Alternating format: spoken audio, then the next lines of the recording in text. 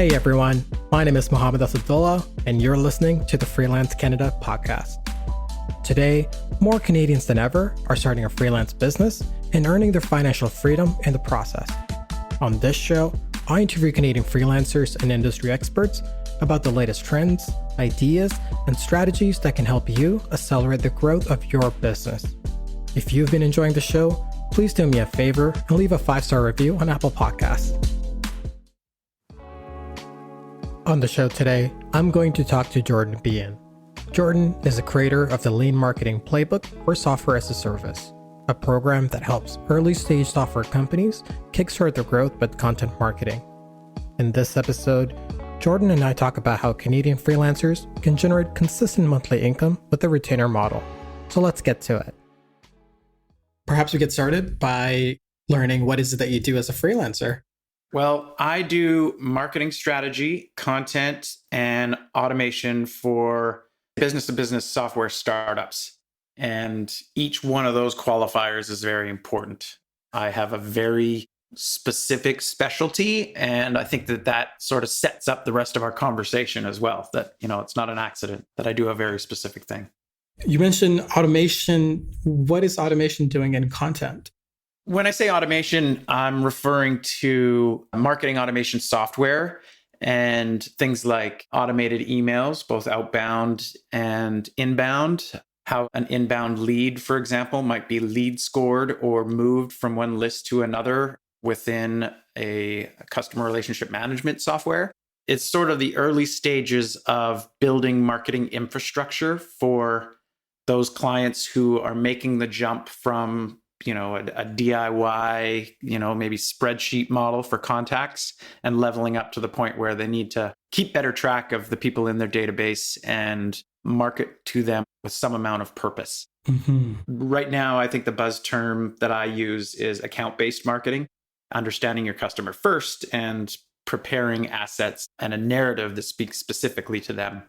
So if I understand, the larger gist of it is that you're enabling B2B businesses with sales enablement using content? Sales enablement. I love that term. Yes, people respond well to that. And in actual fact, I call myself a marketer, but in reality, you've nailed it. My specialty is more in the sales enablement realm. And I find particularly business-to-business software companies respond very well to that. Right. They need to keep leads coming in and keep their salespeople fed. And so I do that. In a way, the structure of the agency evolved over time, but I think the initial idea was to add value to writing. Mm-hmm. I didn't want to sell against other writers. I think that's a race to the bottom, competing on price and everything else. Right. So instead, I was looking for ways to differentiate and add value to the writing process. I won't just write content for you. I will advise you how to distribute it, where to put it, and to write with purpose. Every piece of content has a specific business objective. And how did you get started with this idea of, enabling B2B businesses to keep their sales team fed, essentially? It's a good question. And as I say, it's evolved over time. I started in media. My education and background is in media. I studied television, radio, newspaper. I worked in newspaper and TV for a number of years. And I was kind of there at the advent of the social web. And I took a job as a marketing manager, and the social web was really just emerging as a thing. And the timing was perfect. I was fresh from school and realizing that everything that I had learned in school about, I'm using air quotes here, and I'll call it the rules around publishing and media, were suddenly archaic and non-existent, really. It was like, here was an opportunity for me to be the publisher. And I saw the opportunity for companies to be their own publisher and to own their message. And I thought, you know what? Understanding this new world and sort of investing myself in it and becoming an expert in it is going to bode well for my future. And I've got all the right tools and skills. And so, I started as first a sort of a small business marketer. I thought, this is something that is advantageous to people who can't afford to buy large traditional media. I was wrong about that. I was maybe 6 or 8 years early in my timeline, but in effect, I was also correct. And that 6 years, 8 years down the line, I had 8 years of experience in something that became extremely in demand and has only improved with time. But specifically to the business to business side of things, that's also something that evolved. I started to realize that my clients needed to be a specific type of customer to be able to afford me, to stick around for the long term, to have the understanding of what it was they were buying. Again, I think I mentioned the sort of race to the bottom to compete on price. And I don't think anybody should be thinking in that way. You need to be thinking about who are the clients that you can provide value for and that fit your profile or your customer qualifications necessary to do business with you. And how did you, I guess, in those early days as you started betting on small businesses and now B2B, I guess, what was the transition from focusing on small businesses to B2B companies? It's a good question. And it was, in a way, it was a little bit of two things at once. For starters, small businesses often object on price. Or I think the thing I realized first, and this was many years ago, is that there is an education component necessary often with selling services, and you can't bill for that time.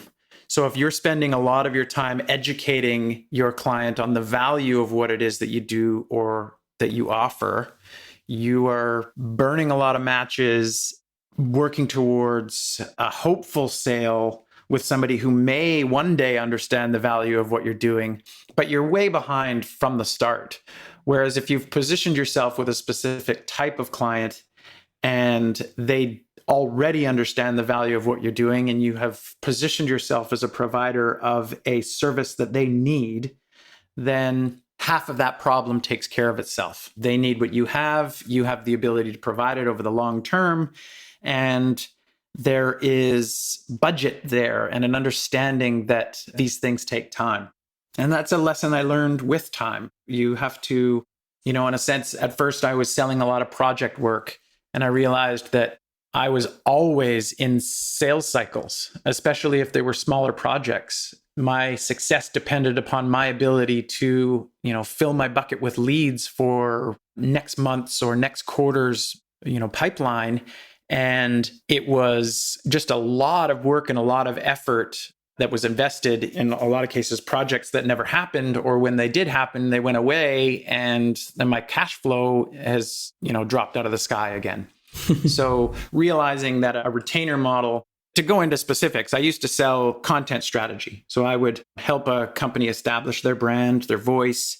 I would come up with a publishing schedule and distribution and different content types. And I would map it all out for them and hand it over as this glorious document that was a map to success. And they would invariably fail to put that plan into action. And so I could solve two problems at once by, first of all, fixing the cash flow problem of saying, look, I want to stick around and help you achieve this. And so let's work together over the long term and solve this together. And the other problem that solved, of course, was that I could actually prove that my plan was good by showing results, by becoming that doer of things to see that plan through to the kind of results that we were both hoping for. And how did that transition come about? Recognizing that your strategy plan is only as good as the ability to execute on it, and that you should be the one that executes it, but rather than it being like another project model, it is instead a retainer model. I think it was just fatigue setting in, realizing that I know that I'm a talented salesperson, and I don't know whether it's a talent for sales or if it's by design with the business that I've built and the narrative that I'm telling, but I have a very easy time closing new business if it's referred to me. But the challenge is in getting those referrals in the first place. And if you are, doing this sort of like a hunter model for sales, and your success depends upon your ability to be closing sales constantly, that becomes your focus. Whereas providing your clients value and doing the work that's necessary to stick around for the long term might take a back seat, or at least those two things compete for your attention. And so if you can sell to fewer clients for the longer term, you spend less time selling, more time on the billable stuff. And I think any freelancer would understand that that is the better place to be in. You mentioned that hunting versus getting referrals. How have you been driving referrals for your business? That's another excellent question. And I think the basis of my advice today, I sort of feel like we're skipping to the end here already, but the key is to be a desirable entity who is known to solve a specific problem for a specific type of client, so that when you get a referral, it is a referral from a trusted source within your network who is saying, here is somebody who can prove that they are what you need. And so, I think a common mistake that a lot of freelancers make, especially when they start, is to think, I have a set of skills and I can sell them to so many different markets. This is going to be great. And the reality is exactly the opposite. It's only when you start to build a narrative around the specific markets that you serve that those markets begin to have trust in you.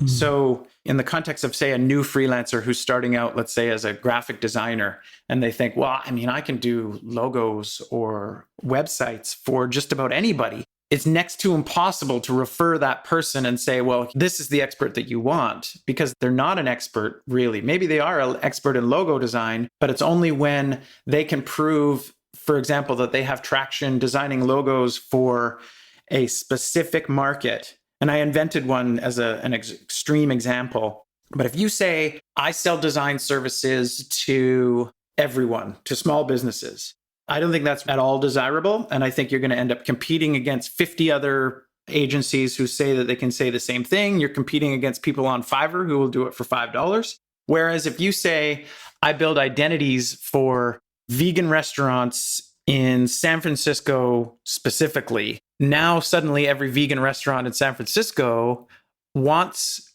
your talent and your niche, and they see the examples of your work. And now somebody has referred them to say, oh, well, if you're looking for somebody who does design identities for vegan food companies, this is it. Like, that is the agency you want to deal with.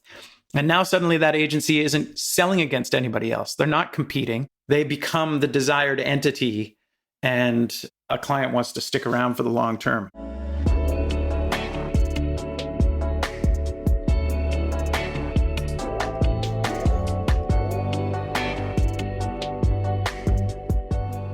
What has been your transition to building a retainer model like? I would say it was extremely easy, and it has proven to be the great secret, if you like.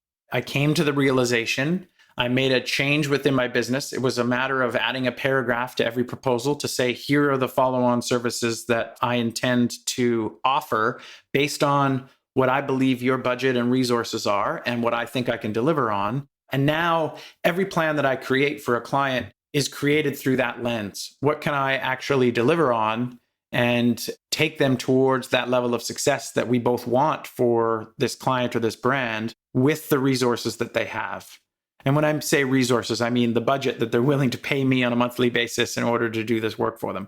So I won't create a plan that I can't also resource for, or that is outside of their means. I will create something that I know that I can do, that I can deliver value over the long term, and that will, with time, achieve desirable results. And how do you determine what those results that they're after, what they can afford? What are all the things that you can provide value for? Another good question. And I think the key is just having those frank conversations with a client and asking those questions. Where do you want to go with this? What kind of budget do you have? And, this is what I cost and this is what I do. And am I right for you or am I not? And having the, self-respect and courage and conviction to be able to say, either we're a match for each other or we're not. I'm not going to, compromise my strengths or abilities or the way I do business in order to fit what you need, because I think that that's, just the road to failure for both of us. Whereas if we can have those conversations and you can tell me frankly, well, I think I can afford this per month. And then I can come back and say, well, I think based on that timeline and those costs, here's what I think that could look like in terms of deliverables. And you agree on maybe a set of deliverables that is measured against an ongoing monthly flat rate. And I also offer up a certain amount of flexibility to be able to change that over time. So I think a big part of what I'm selling personally is not just a promise of continuing to do this work over the course of time, but also the flexibility to change that plan if the need changes. You know, if one of my startup clients suddenly needs a sales one-pager or an investor deck or something like that, then, you know, it's the work of a one-line email to say, okay, let's not do those 3 or 4 blog posts we agreed to, and let's invest that time into creating this investor deck so that we can do our roadshow or what have you. And so, you know, there's getting the original deal and agreeing to terms is, you know, a transparent back and forth conversation in order to arrive at what both parties agree is a good agreement. And then there's the, you know, the ability for that to evolve over time based on the needs and the changes. And it's that ability to evolve that also ensures the length of that retainer agreement as well. If you're sticking to your laurels and only doing one thing and that thing becomes less relevant over time, so do you. So when you're structuring your retainer models, what are, I suppose, your default considerations that go into play for you? The one key one is the fact that I don't know enough when I start. And there's a bit of expectation managing that needs to happen with a client where, especially when I'm selling the kind of services that I sell, which is trust me with the voice and tone of your company. It's a big ask. And so what I start with is saying, it would be foolish of me to approach this conversation with hubris and say that I'm capable of taking over your marketing today. That's not the case. What I need from you is information dump and a bit of an onboarding process or something that will, what I would call a discovery phase, so that I can understand you and, you know, embed myself in your team and become part of your brand before I start speaking on your behalf. And that's, I think that, you know, that there's a credibility component there as well. It's, I don't understand you. You know your business better than I do, but we both want to get to a place where I can speak on your behalf. So help me get to that point. And writing that time into an agreement is a key part of that. That's a key consideration, that there's going to be a research component, that there's going to be a continuum that I will be on that starts with today and ends with hopefully me having a level of understanding where I can improve the tone and voice and your branding because I took the time to understand it. And I guess, you know, further to that, it's preparing that expectation that these things take time. I do content strategy. I try to, you know, it's growth marketing for business to business software startups. And I think that oftentimes my clients have an understanding that this is a long game. But it doesn't hurt to say, look, I can start writing brilliant blog posts for you, but they're not going to be generating organic content on day one. It's going to be something that builds with time and that we need to continue to do. That's why we're in this for the long haul. And that's why we have the plan structured the way we do. And typically, are your retainers more of 6 month in duration, 12-month, or I guess what I'm trying to understand, and probably what other freelancers are probably thinking about as well, is there has to be some form of a scope and format that is sort of the default go-to. Maybe there isn't a default go-to. Maybe it's just every need is different. And as a result, each scope of retainer model is going to be different.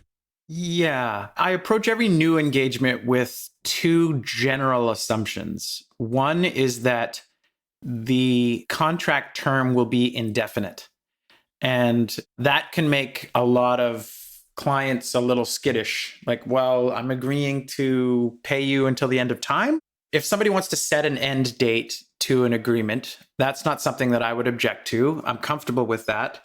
But the 2 assumptions that I approach every agreement with are, one, that I want to stick around for as long as it takes, and I don't know when that end date is. And that number 2 is that if we achieve success, I will sell myself out of a job. if I take my client to the level that they want to get to, and we often refer to that as like an A round or the next funding event, where suddenly they can afford better than me, which is, now we're hiring VP of marketing and some juniors to work underneath them in-house because we have the budget. Whereas before we had to be scrappy and move fast, and we need that freelance guy who's at home on his couch cranking it out for us and helping us get to that next level. I mean, that's the reality. And if I position myself that way, I can see the recognition in that client's eye, if I'm having a face-to-face meeting with them, that it's like, yes, this is what we need at this particular time. And yes, if we do achieve that level of success, we will replace him with a VP of marketing. And right now we can't afford that VP of marketing. So let's pay a fraction of that to have somebody at our disposal who can help us get to that point. So I think the retainer model works really well in a B2B content format, because with the B2B, the goal is to go and drive that SEO engine, drive that white papers, drive those email signups, and essentially build up that sales pipeline, right? Mm-hmm. And to your point is your current clients are coming to you with the expectation that through those marketing and sales efforts, they will be able to drive enough traction that they can further raise, Series A, Series B, whichever, probably Series A, I would say, because by Series B, they already have a team.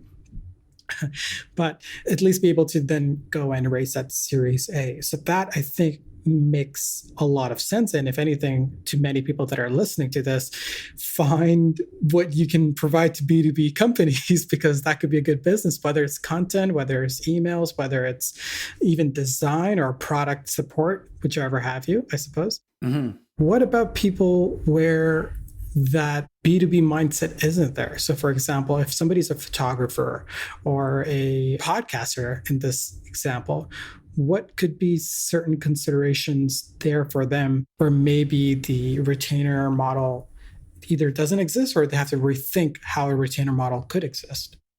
Well, to start answering your question, I want to draw a bit of a distinction. I mentioned already that it's not an accident that I do what I do for the type of companies that I do. Those decisions evolved over time based on the market. I've chosen a market where there are new players all the time. They need what I have. I provide a specific problem to them over the long term with a specific goal and a specific outcome. And that's a playbook that has been developed over the years that makes it so much easier for me to sell to those people and to achieve success. And so, I keep saying this same phrase, but that's not an accident. I structured my business around the market demand as opposed to, trying to shoehorn my skill set into a specific type of product or service. And so I guess my first piece of advice would be find that market that can afford you and will see the value in what you're offering over that long term, and focus on products and services that help you to achieve that.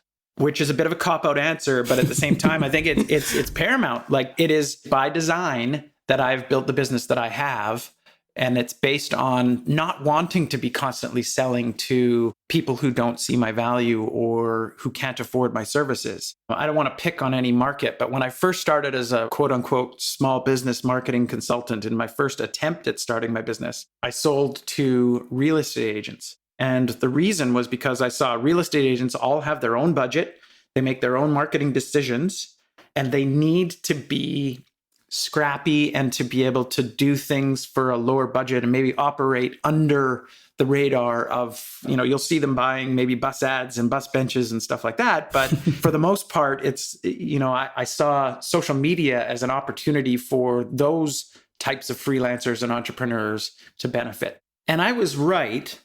It's just that, as I mentioned before, they weren't ready for that. It took a lot of education. They have small budgets. It's only the successful ones who can afford marketing over the long term. And there were a lot of things that just kind of got in the way of that idea being successful at that time. And so making those mistakes and struggling through that and understanding where the objections were coming from over, a 10-year period helped me to kind of sharpen the saw and to understand, okay, I need to be speaking to a different level of customer. I need to be having a different marketing conversation with these customers. And so going back to the very first question you asked about what do you do? And I said, well, marketing automation is part of it. Strategy and marketing automation are part of it in order to add value to the writing. That, again, is all by design and to create more of a demand and a specialty that you can sell to over time. So going back to your original question and answering it straight on, I would say, if you're a designer or if you're a podcaster, structure your agreements and structure your value proposition to be a long-term play. You could sell one episode to one client, or you can sell a podcast series to one client and keep your cash flow more consistent over the course of a year or 2 years or 6 episodes or whatever that chunk is. And that's basic math. If you're selling a single episode, you have to make a separate sale for each and every episode. Whereas if you just take whatever it is you want to earn over 6 episodes, divide it by 6 and sell a package. And furthermore, if you say, we don't sell single episodes, you have to buy a 6 episode arc, you laugh, but it's like, that's where you want to get to. You want to be in that position where you can set the terms because of the demand you've created. Right. And at first, you don't have that luxury. You have to say yes to everything. However, publicly, the narrative that you're promoting is that we do this thing for this type of customer. In the design example, it might be that, you're achieving some level of success with, plumbing companies and restaurants and maybe real estate agents. But what you decided that you wanted to do was to focus only on restaurants. And so, yes, I'm cashing checks from plumbers and real estate agents over here, but my website says that I do vegan restaurants in San Francisco. I think it's a ridiculous example, but at the same time, it's like, that's a market that could support a freelancer until the end of time. And you just have to have the bravado, I guess, or the awareness that focusing on that niche is the secret to success and not trying to be everything to everyone. You can't compete. You can't be in demand. You can't win that business by trying to be everything to everyone. But that business can be yours by default if you position yourself as the expert who does it.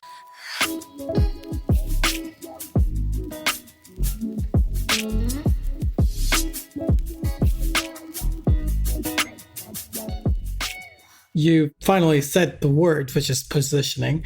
I will say most people don't understand positioning well. And even those who have heard of it or have thought about it typically tend to see that as a marketing exercise rather than understanding that positioning is actually a larger business exercise. Yeah, and it is so counterintuitive, particularly when you're getting started. You want to say yes to everything, and you think that there's a benefit in positioning yourself as somebody who can do everything. And the opposite is true. It's only when you begin to focus on one thing in particular that those referrals actually do start coming in and that demand is created. There's a book that I read, and I think it's funny too that you and I had a conversation before this about, which of these topics do you think you could speak to? They're all connected in a way. Today we're talking about a retainer model, but that positioning component is number one. It's how you position yourself and the type of market that you go after and the value that you can provide. It's not just a story. Positioning is not just something that you say or words on your website that you create. You're also actually building domain knowledge in that specific thing. And you are becoming that much more valuable to those specific clients because you understand in an intimate way the needs of a vegan restaurant in San Francisco. And so it's not just that it appears as though you know what you're talking about, but when you have that sales conversation, you can speak with such authority and use the industry jargon and just wow them with your knowledge and experience because you've invested yourself in that niche. And so 2 things are happening at once. You are both externally appearing as an expert in a specific field, but you're also building domain knowledge that makes you extremely desirable. And what is the name of this book? Thank you for asking. The book I'm referring to is called Win Without Pitching by Blair Enns. And I want to name drop somebody here. It was a friend of mine, Mac Hardy, who owns a local development shop here called Affinity Bridge.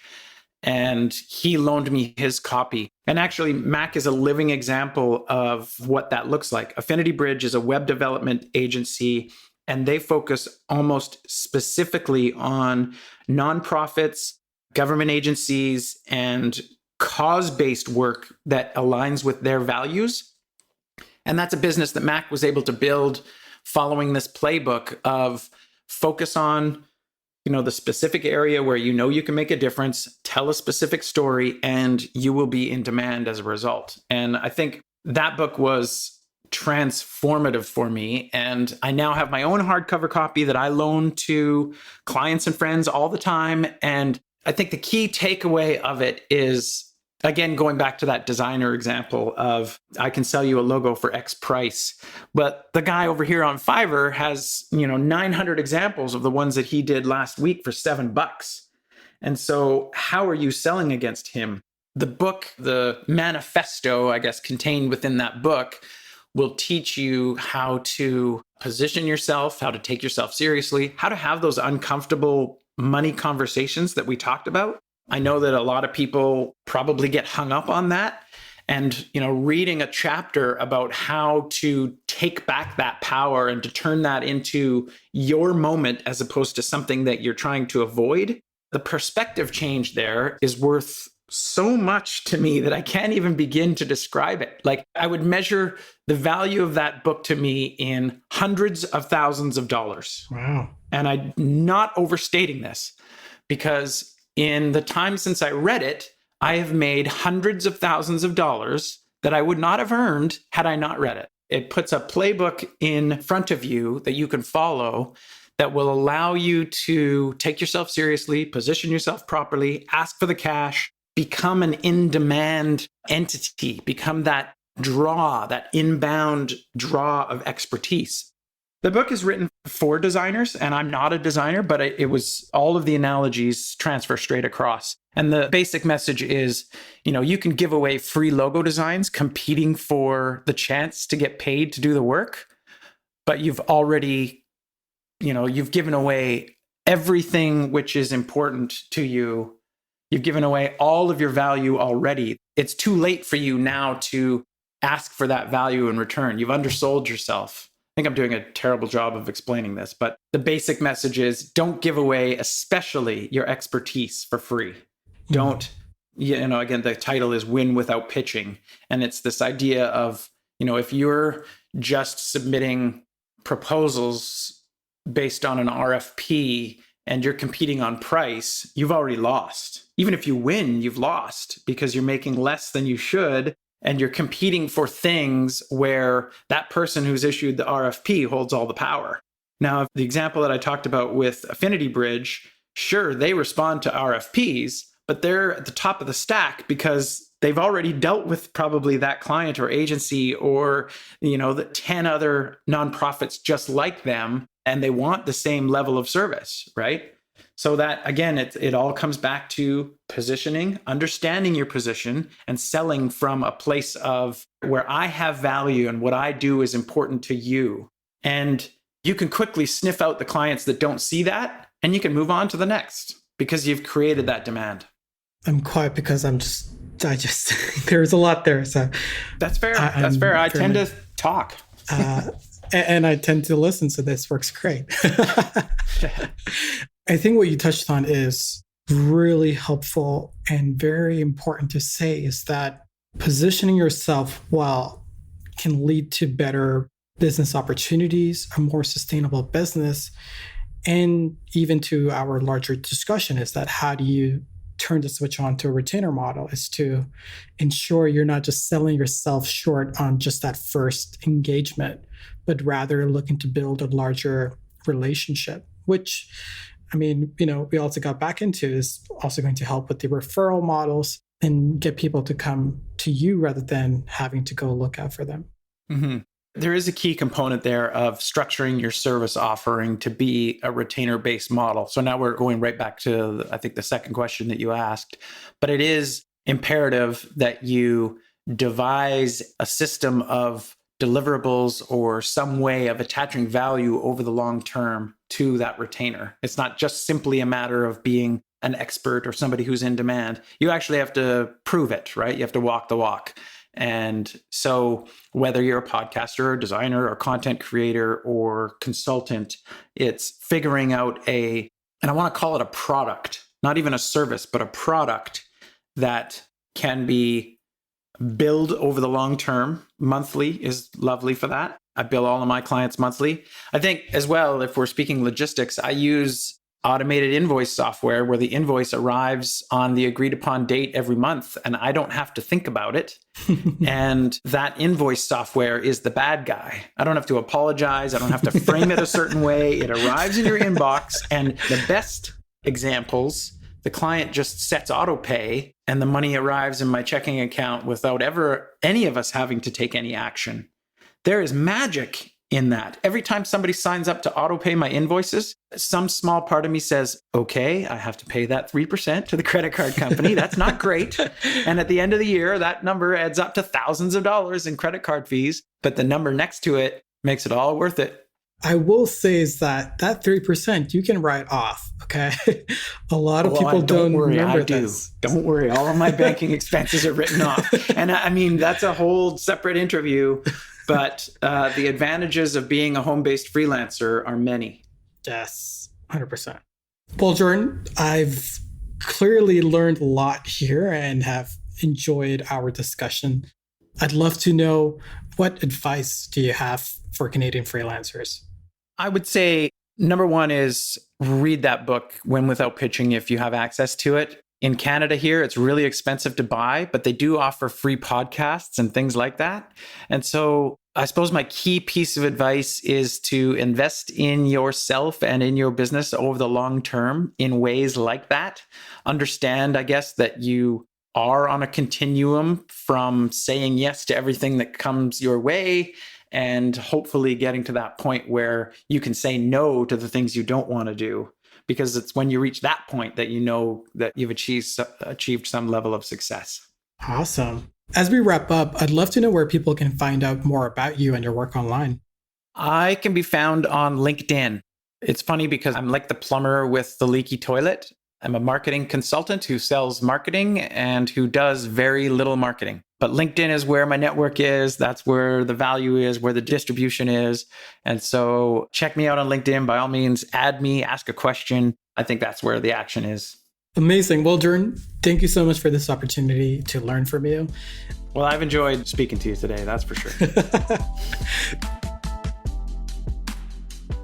Well, that's our show for today. If you liked Freelance Canada, then be sure to subscribe to our newsletter by visiting freelancecanada.fm. You'll get access to all of my personal notes, as well as book recommendations about the topics discussed in the episode. Now, you will not find any of this on our website, so be sure to subscribe if you don't want to miss out.